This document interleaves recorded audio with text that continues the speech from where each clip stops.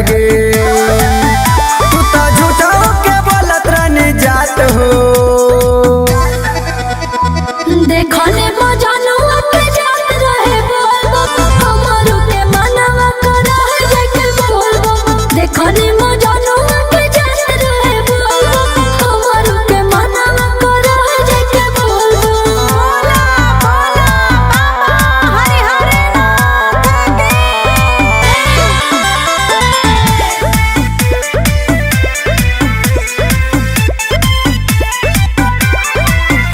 आगे हमरो के जाई रे बस की ना। लागत ते काले जाए के पोरे बुझलो।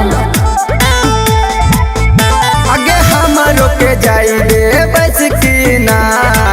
लागत ते काले जाए के पोरे। ये खूबी है तोहरा के बेचे में। देखने मजनुआ के जात रहे बोलबो, हमरो के मनवा करा है जाके बोलबो। देखने मजनुआ के जात रहे बोलबो, हमरो के मनवा करा है जाके बोलबो। बोला बोला बाबा सुखीनाथ की।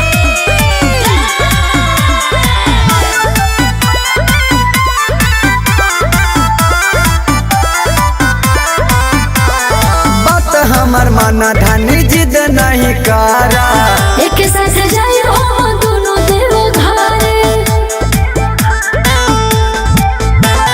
बात हमर माना धानी जिद नहीं करा। एक साथ